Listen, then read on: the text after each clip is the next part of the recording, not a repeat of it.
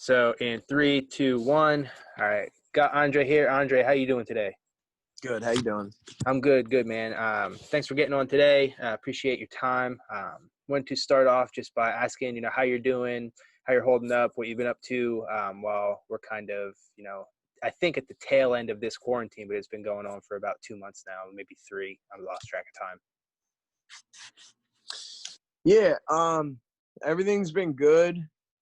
I've been actually really busy. I'm like in the process. We moved to Jersey, and I found this place in Glendora, and it was kind of like right in the beginning of quarantine that I came here, and I worked probably like the first couple weeks, and then when stuff really started getting crazy, we stopped working. So I haven't worked in about a month. But even in that time, like I still been training. I have access to a gym, and it's been good. I've been staying busy. Yeah, that's good. And I think that helps a lot of people kind of, keep their minds occupied if we're not in the gym actually with our training partners, whether it's lifting, running, riding a Yeah. bike. I see on your Instagram a lot that you're really, you're always lifting and, moving a lot of weight.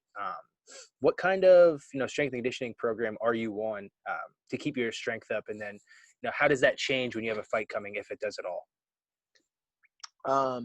So like the first 6 weeks, we did about 6 or 7 weeks, me and this one other guy. And we took Indiana's wrestling team strength and conditioning program. It was like it was like 2 phases, and each phase was like 4 days a week. And we just basically did these workouts every day. So we would do like six a week. And it was good. We did that for like a long time. And we kind of like, we were in there. So like, we did some pad work and stuff, just one-on-one, just to try to stay as sharp as we could. But with the gyms being closed, it's kind of been tough. And then since then, we kind of switched over to a program that's like heavily focused on bench, deadlift, and squat. And that has kind of given us more time to do like some more extra like conditioning and pad work and stuff. When we were doing like the Indiana program, they were like 1.5 to 45-minute lifts.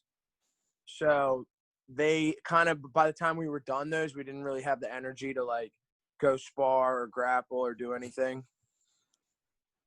Gotcha. And, those lift at 1:45 prior to quarantine, was that about normal for you, or what was your strength and conditioning looking like when you were able to also train regularly? No, no, definitely not that much. I would usually do like a 45-minute to an hour lift because I knew that like at night I was going to have to go to practice. Mm-hmm. And I kind of wanted to like not use all my energy during a lift. But when you got nothing else to do, Yeah. we were just lifting a lot, trying to stay as strong as possible. So, do some conditioning too. But when the call comes, I'm only like 3 weeks out from being ready to fight. So you'd feel confident you got a call 3 weeks from now, you'd be able to step in the cage, you'd be good to go? Yeah, every fight camp I've ever done, the first 2 or 3 weeks have been like heavy on like the strength and conditioning. And then I really only need like, I've only really spent the last, I'm not gonna say what I need. I don't really know what I need, but what has worked in the past was like the last 3 weeks is when we really start like focusing on like strategy and like a game plan. I mean, to me, like if you're in shape, that's like, it's like half the battle. It really is. I mean, you see so many guys fade after one round, right? Right. They get after that first round and they can barely pick their hands up. And, I always was a big proponent of, it's really the only thing I can control, right, is my conditioning. So why not be in great shape? Love that. Now, when you say you're in camp, right, there's different mentalities to what a camp should be. Some guys do like a 12-week camp. I'm more of a proponent of like a 5 to 6 week camp because I'm always in shape. What's the length of like, all right, now I'm in camp. I can't miss a session. I got to be there, working on these things. How long is that for you? About 6 weeks. My last fight was a little bit shorter because there was such little time between fights. I fought in December and then I fought again in February. I think it was February 7th. So like that turnaround was really quick. And I was like still like banged up from the December fight. I had to get x-rays on my hand. I thought I had broken my hand. And then like I started the camp, maybe like I started getting really serious. I guess what I would call camp is I'm always training. I'm always like technically in camp. I'm always training. But like I'll put fighting first. Like fighting's like the first priority. Was probably like 4 or 5 weeks out. And the first week of that, whatever you want to call camp for my last fight, I thought I broke my nose I was sparring and I got like hit with an elbow and my eyes were like straight black and blue. And I was like, oh man, I hope I didn't break my nose. So at this point, I'm like maybe 3 weeks out from the fight. And everyone's like, oh, like, why aren't you going to get an x-ray? Like, you need to go get an x-ray. And I'm like, what's the difference? Like, in my mind, like, I was still going to fight whether it was broken or not, but I still had hope that it wasn't broken, just on the fact that, like, it wasn't bleeding that much. But to say the least, it made the camp tough. Like, it made it real tough because I couldn't spar. And I've never been, like, a huge runner. I've always tried to do my conditioning as far as, like, in the gym. But, yeah. And was it broken or did you never go for x-rays? I never got the x-rays, but, I mean, I would assume – even in the fight, look, I just had to, like, accept the fact that, like, I was going to get punched in the nose during that fight. It was probably going to bust open again and, like, it was going to be a lot of pain. Like, it was going to be really uncomfortable. Even, like, 2 weeks before the fight, I was, like, sparring, like, lightly with headgear on. Like, the full face mask headgear. And I would get hit and be like, oh, fuck, I'm not sparring. Like, this hurts. And then I'd go home and be like, dude, how am I going to fight, like, in 2 weeks with this? But anytime I've ever had anxiety about an injury leading up to a fight, I get into the fight and you don't even think about it. Like I got cracked in the first minute in my last fight and my nose started bleeding immediately, of course, but I really didn't feel anything during that. Now, does that whole feeling of not feeling something, do you feel that rings true for the majority of your fights? I mean, I've gotten cracked pretty hard and I'd never really second guessed it until the next day when I'm like, man, I'm sore now. Yeah. Even like I always throw that I always throw that liver kick because I'm southpaw. Same. And until like as of recently, I really started working on like the angle of the kick. I still was like doing the amateur like kicking up. And I was always kicking my opponent's elbows, right? So, like, I remember my debut fight against Crumrine. I kicked his elbow, like, hard. And, like, I could hear it. And I didn't feel it at all. And then the next day, my ankle was so swollen. I was like, how did I not even feel this? Like, it hurt so bad the next day, and I didn't feel anything in the fight.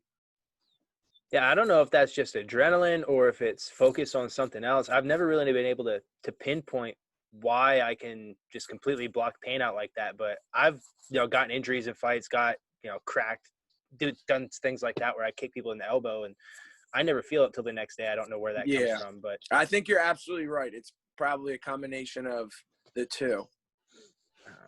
Now, speaking of that adrenaline, you even talked a little bit about having, a little bit of anxiety before fights for some injuries and whatnot. When you're, in fight week, and then as it starts approaching, getting closer, are you someone who gets more anxious? Do you just get excited? Or you just like, I just want to get it over with? I'm sick of being in camp. What's your mentality like that fight week?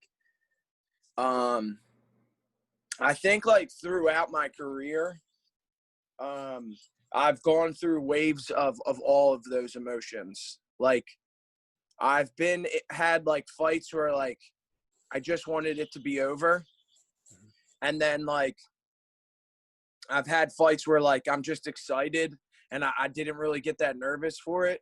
So I think I've had like the full spectrum of emotion. And dude, like, I mean, when I tell you, like, I've been making weight and competing, whether it's in wrestling or jiu-jitsu and fighting for like 25 years. Like, so I think by now that I have a pretty good idea and a pretty good grasp on how to deal with whatever emotions they are. Like, whether it's like you're having a lot of anxiety or it's like you're really excited, how to like kind of stay on like an even plane through all those emotions. Do you do any kind of like mental work in that sense? Like some guys meditate, they Yeah. do yoga once a week. You do mental work like that? I mean, for me, like, I just make sure that I'm right with God when I go into the fight. My God, and like, as long as I'm right with Him, and like, I always just kind of leave it up to Him. I know that like sounds like a little cliche, but like, as long as I'm good with Him. Like, the outcome really isn't any of my business. Like, I'm gonna go out and fight as hard as I can, and like, you know, if He wants the cards to go in my favor that day, like, I'm grateful. And if not, like, I'm going to lose, like, it's going to take a lot to beat me, but like, I'm going to lose like with character and like fight hard and not quit. And like, I'm trying to think of the word, but like lose with dignity. Mm-hmm. No, that makes sense. If you're going to beat me, like, you're going to have to beat me. I've seen your fights. I'm well aware. And you said something, you know, about if you would go, you know, down, would be going down with dignity. And you said something else about, you know, if I would lose, and you're not even really concerned about the outcome when you're going into that fight, because it's in God's hands. Is winning at some point almost secondary to you? I feel like I just want to go out and put my best performance on. And if it's not my night that night, as long as I fought well, I'm still happy. I think that from my experience, this is just from my experience, everyone's different. Mm-hmm. I think that people that go into fights with that mindset perform better. Mm-hmm. So like you said it perfectly, man. Like, one thing you can control is like your conditioning, right? So like, if you focus on what you can control, you know, like, the outcome's really not any of your business. Yeah, I agree. And I think, I mean, it took me a long time to realize that. In my whole amateur career, I was so focused on winning that I wasn't looking at the bigger picture of things, which is actually going out there, improving each fight and putting my best foot forward. And, you know, moving forward, that's something that I really want to focus on more. And I see like guys like you and guys that have been around longer than I have that are having success with it. The more I talk to them, the more that, you know, your mindsets are all kind of, you know, in line with mine, which is a good feeling moving forward. One thing I did want to ask you though, you know, you're a pretty laid back guy. You're pretty calm, pretty even keel. Has there ever been a fight that you've gone into that you just like didn't like the guy, you fought with a little bit more emotion than you should have, and, you know, put more of a personal spin on things? Definitely the last fight with Andre Hall.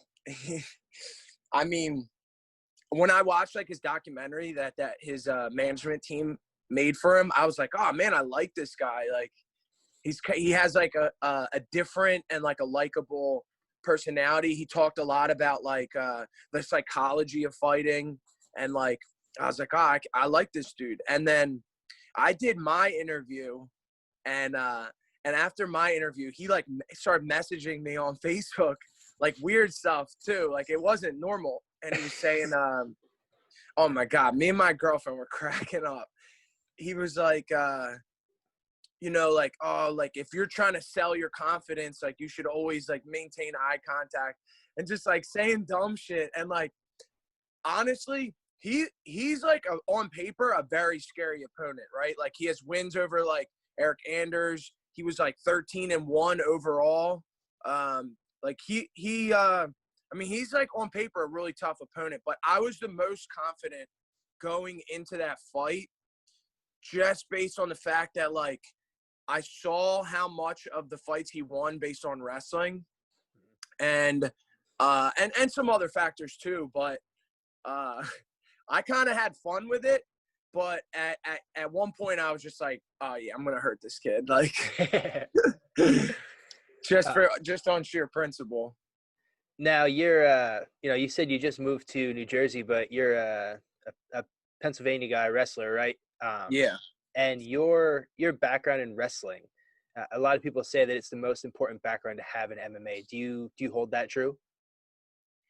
Yeah, I mean, not only like do we have control over where the fight goes, right? Like, I mean, if you could be the best striker in the world, but if you can't at least like stop the takedown or make him think twice about the takedown, like you're probably not going to win the fight. You got to have some type of, at the very least, like takedown defense. But with that being said, like I think that you see some of the best wrestlers that excel in fighting are like they have all the other attributes. It's not just like a good takedown. Like they got like the conditioning, like mental toughness, discipline. They know how to train. Like they have everything that carries over. Yeah, absolutely. And you see all the time guys try to make the transition that are, high level Division I wrestlers, and it may not translate because they might not transition well to cage grappling, or they might have made an entire career off of their, blast double, and they eat a couple knees to the face and it doesn't work well for them. So I think to your point, right, the other tangibles that come with wrestling, whether it is that mental toughness, the ability to grind through workouts, you're just always staying in shape, being able to make weight, as simple as that sounds, I think all sets you up for a good base in the game of MMA and fighting, and then sets you up for a good career in those things. The other thing that I think is important is like some of these guys that have spent like a lot of their younger years striking. Like, let's face it, we only have like so many shots to the head. Yeah. Like in our lifestyle, in our lifespan. So like, if you're wrestling for the, like, from the ages of 10 to 15 to 20, like you're avoiding a lot of that damage that you would normally be taking if you were just like, say you were doing amateur kickboxing in your teens.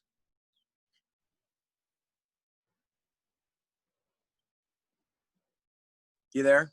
Yeah. I just think you avoid a lot of damage, and like let's face it, if you win an amateur kickboxing, you could win 10 amateur kickboxing titles in your teens. Like it doesn't mean anything. Like you might as well save those hits. Everyone talks about it. Like there's no point in really going to war or sparring all the time. Like save your brain for like when it really matters. Yeah, and kickboxing camps in general, right? You got to spar probably 2-3 if I was times starting, a week. if I was training. Sorry, my internet connection's crapping out on me. It's all good. Yeah, good. yeah. I think I heard what you said, that you got to spar 2 to 3 times a week. Yeah, a lot of those guys in those kickboxing or Thai only camps, they're sparring all the time. It might not be heavy, but they're still getting hit. Yeah, for sure. I think though, and which I like, is that we're starting to see guys get away from sparring so much, at least in MMA. Yeah, I mean, I'm only sparring 1 day a week. Yeah, when they get to a certain point in their career, they're going away from the sparring. Look, I think there's no way you can't get good at fighting. You can't get comfortable in striking without putting years into sparring. Like I don't think you can. Oh, I'm right there with you. I mean, I've had some knockdown, drag out, I'll call them fights in the gym. right? Yeah, But absolutely. what that does is prepare you for when you're in the cage, and you only have to have so many of them. You have to know how you react when you start getting hit in the face for real. Yeah, And for sure. you don't want to do that for the first time when you actually step in the cage. Yeah, Um, but I agree 100%. after so many sessions, like a guy like you, or someone of your experience, or even me, I've had a decent amount of amateur fights and then one pro fight. I feel like I don't have to spar all the time, and even when I do spar, it's not necessarily sparring hard. It's more working on my timing, my combinations, putting things together, and being able to flow while I'm sparring, not just rearing back and trying to knock somebody's head off. Yeah, and that's harder said than done. It is, I know. Yeah. But I agree with you 100%. Like, I would say you'd get much more out of doing technique sparring or touch sparring or whatever you want to call it 3 days a week than doing the other way around, than sparring hard 3 days. You would get way more out of it. But, like, I can't tell you how many times, like, I go into the gym and I'm like, yo, like, you want to just do some, like, work on some stuff, like, do some technique sparring, blah, blah, blah. And it might be that way for the first round, but, like, I'm guilty of it too. Like, if I get hit like a little harder than I think we're going, like, I start cranking it up too. Yeah, and that's just, I think, the competitive nature of all of us as fighters. I get in that. I have those conversations after sparring sessions with Christian Carr all the time. I'm like, dude, we were supposed to be going light. We just fought for 5 rounds. I'm like, there's nothing you can do about it, though, because we both want to get better. We both want to improve. I'll stop us in the middle of a round sometime and be like, we're going pretty hard. But, Yeah, it is what it is. We both come out of it better. I agree. And I think that that's like one thing that makes that I think that's why, like, having a head coach and that one voice is so important, because like, there's so many, like, look, I've been training my whole life, I've been competing my whole life, but like, there's certain things that I'm still never going to be able to do, and like, I'm never going to be able to, like, I'm not going to be able, at least as good as a head coach would be able to, as far as like saying when to pick it up, when to slow down, when to be like, yo, we're just drilling right now. Because if a dude starts picking it up on me, I'm never going to, like, I'm always going to be like, all right, let's go. Like, so you need that voice. And that's one thing, like, I've kind of been missing. And now you're primarily training down at Balance, right? I was before the quarantine. I was back and forth between like Balance and 302. Okay. And I was doing a lot of boxing the last like 2 or 3 camps. I was spending like 1 or 2 days a week in the boxing gym. Do you think, I mean, I personally thought that it showed in your last couple of fights, just watching them, but did you feel more crisp when you were in the fights? Did you feel like that? Absolutely. And I think it definitely gave me a lot more confidence. Yeah, I mean, Blaine Shutt, when I interviewed him after his CES title fight, he said the same thing. He was working with his boxing coach more than he ever had, and his hands obviously felt good, but for the same reason, he said his confidence was through the roof. Do you have anything that you can attribute that to? Like, why you think working in the boxing gym those 1-2 days a week helped your confidence so much? I mean, I just think that you're not going to get, like, in the MMA gym, in my experience, you're not going to get like the level of like break people like constantly like reminding you like, yo, like, you got to move your feet, or like, just for example, like, you got to move your feet, like, yo, you got to bring that hand right back to your chin, and like, yo, like, you got to move after you stretch. Like, in MMA, it's like, in MMA, it's like we got a room full of fighters, everyone's sparring, and like, that's it. Whereas in a boxing gym, it's just 2 guys sparring in the middle of the gym. Like, there's only 2 guys in the ring. So like, whether you're there working out or not, like, at some point, everyone looks over at the guy sparring and like can't help themselves but to be like, yo, did you see, or like critique it, you know what I mean? So if you're doing something wrong in an MMA gym, my experience is that you could get away with making a mistake for a long time before someone's like, yo, you realize you're doing this wrong, right? And whereas in a boxing gym, you're going to find out real quick. Yeah, that's a very good distinction. I mean, in an MMA gym, you may not ever feel or know that you're doing it wrong till you actually even work with a partner that tells you, let alone your coach noticing it. Because like you said, they got 10 guys all sparring at the same time. How are they going to be able to help each and every person all this? It's impossible. It's impossible to be able to watch everyone. Now, and most times, the coach isn't really going to like start watching every move you make until like it gets real close to the fight. Yep. Right. And by then you've already been making that mistake for so long that it's hard to correct. Yeah. And it's not the time to be making corrections 3 weeks out. Right.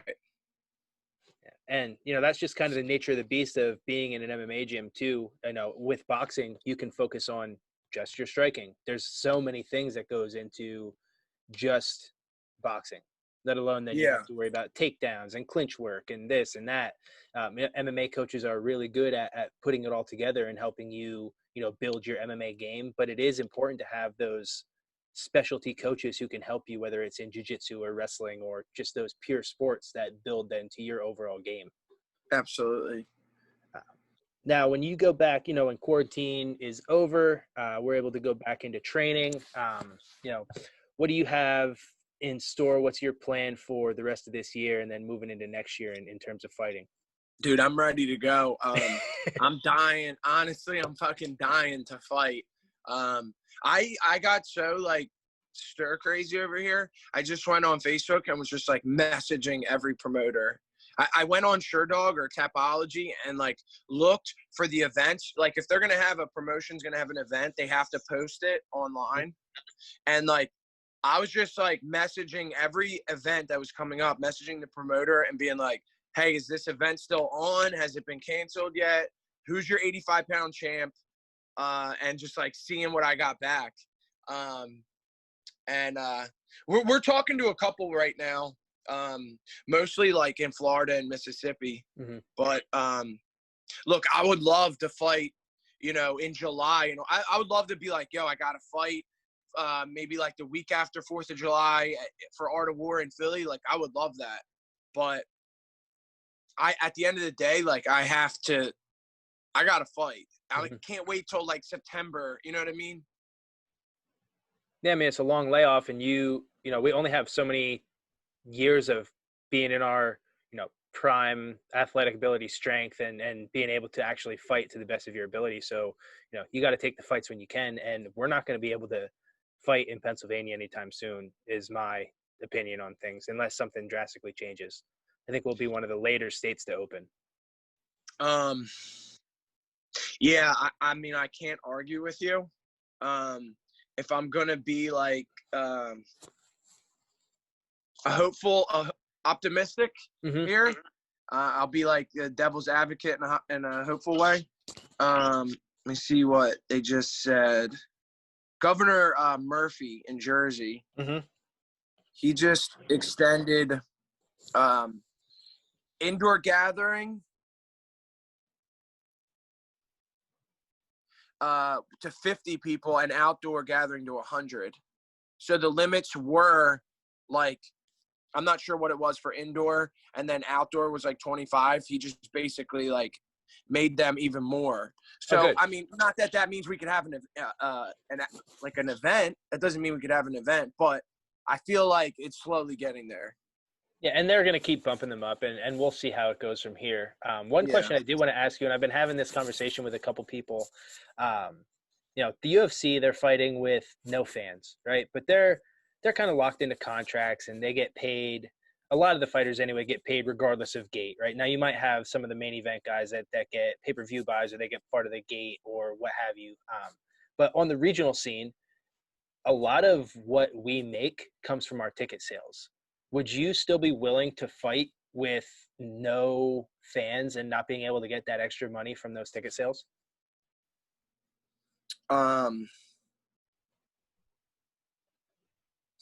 Potentially. I think that there would be a lot of factors that go into that. But yes, I would. I'm open to the conversation, definitely.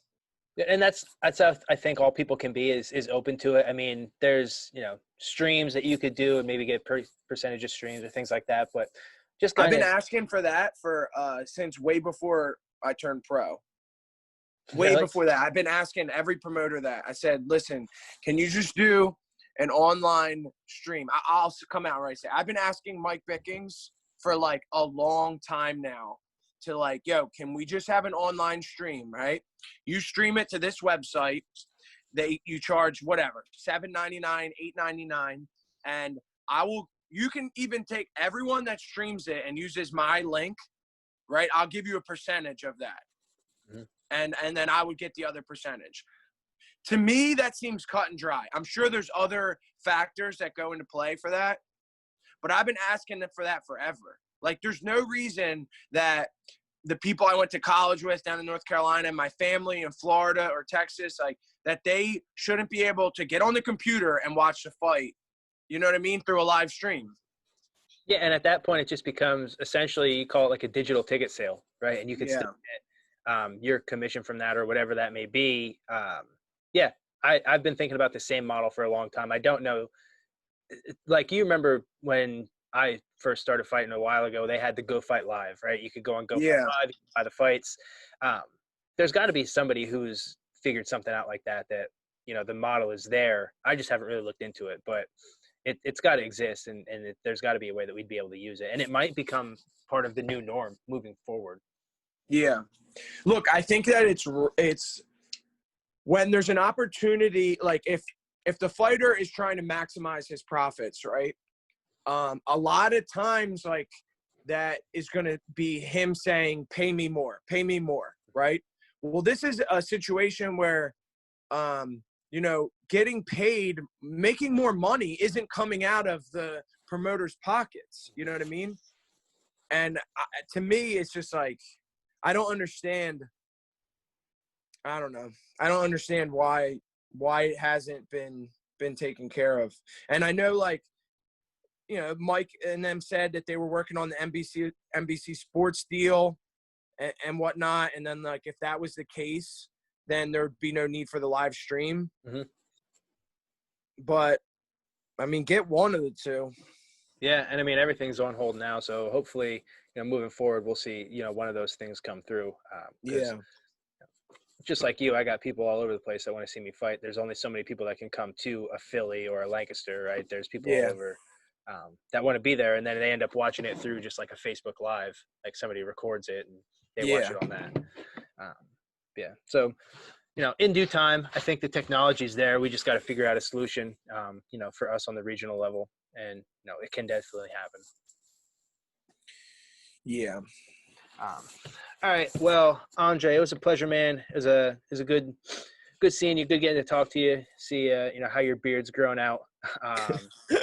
I'm definitely looking forward to see you Coming fight. in strong. It is, yeah. Looking forward to seeing you fight, defend that Art of War title, and then whatever else is on the horizon for you. The next step I don't think is very far away. Just keep grinding, keep pushing, and it'll fall into place. Absolutely. Awesome, man. It was a pleasure. I'll be in touch. Hopefully get down and train with you once all this is lifted, and we'll see you soon. Yeah, hit me up anytime. All right, Thanks again for having me. Yeah, thank you. See you soon. Yeah, bud.